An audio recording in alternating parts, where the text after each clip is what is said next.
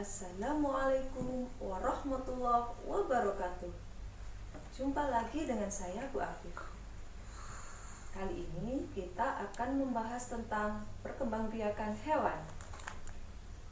Perkembangbiakan hewan dibedakan menjadi dua, yaitu perkembangbiakan generatif dan perkembangbiakan vegetatif. Perkembangbiakan generatif melibatkan sel kelamin jantan dan sel kelamin betina. Jika sel kelamin jantan dan sel kelamin betina bertemu, maka akan menghasilkan individu baru disebut dengan embrio. Nah, perkembangbiakan generatif dibedakan menjadi tiga loh. Yang pertama, bertelur, yaitu ovipar. Yang kedua, beranak atau vivipar. Yang ketiga, bertelur sekaligus beranak, disebut dengan ovovivipar. Yang kita bahas pertama yaitu ovipar atau bertelur.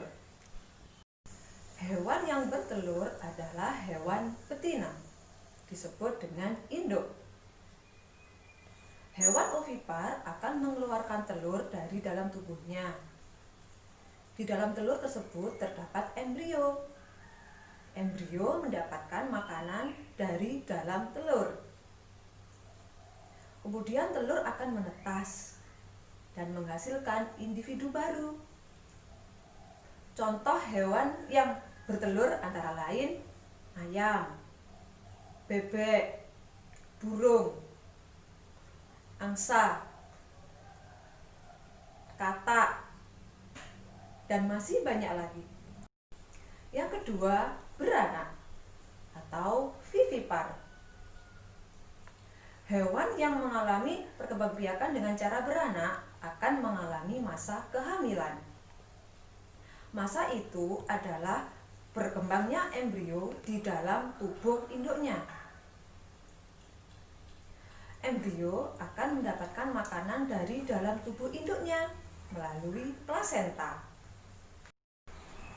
Setelah mengalami perkembangan sempurna di dalam tubuh induknya, maka embrio akan dilahirkan dari tubuh induknya. Embrio akan dilahirkan dengan wujud yang sempurna sama seperti induknya. Contoh hewan-hewan yang mengalami perkembangbiakan vivipar antara lain gajah, kambing, sapi, harimau, kerbau, kelinci, dan masih banyak lagi.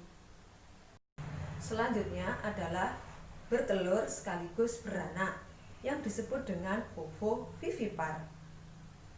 Hewan yang berkembang biak dengan ovovivipar, dia akan bertelur.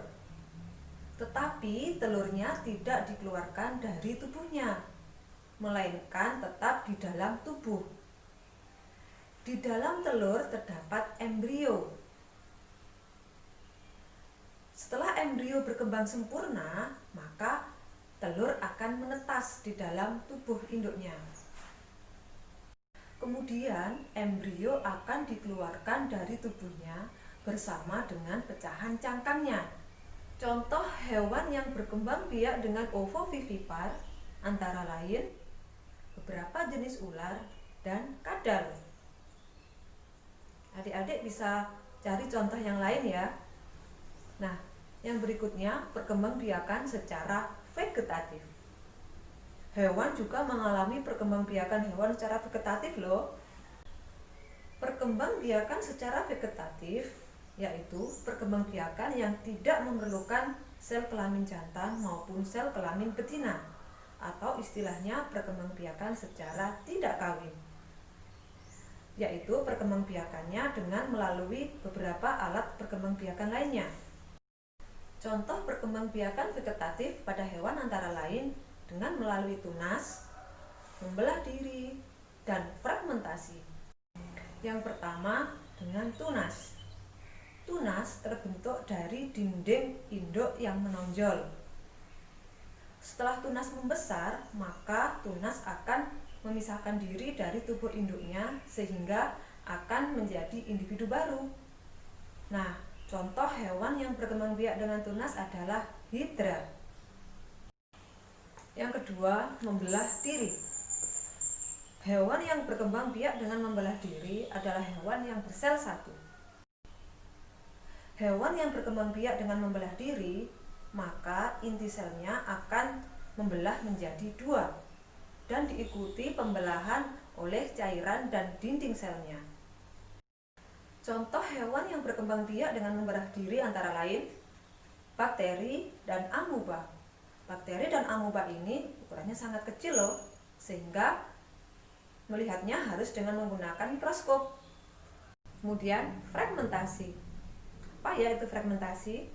Fragmentasi adalah pemotongan bagian tubuh induk hewan. Hewan tersebut memotong tubuhnya menjadi dua bagian tanpa merasa sakit.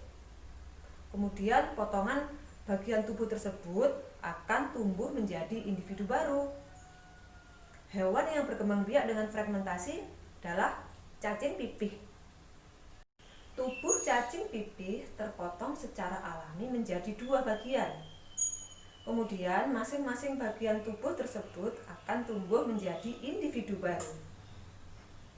Nah, adik-adik, banyak bukan perkembangbiakan yang terjadi pada hewan? Sekian dulu ya penjelasan dari saya. Nantikan video-video pembelajaran berikutnya. Tetap semangat karena belajar itu menyenangkan. Assalamualaikum.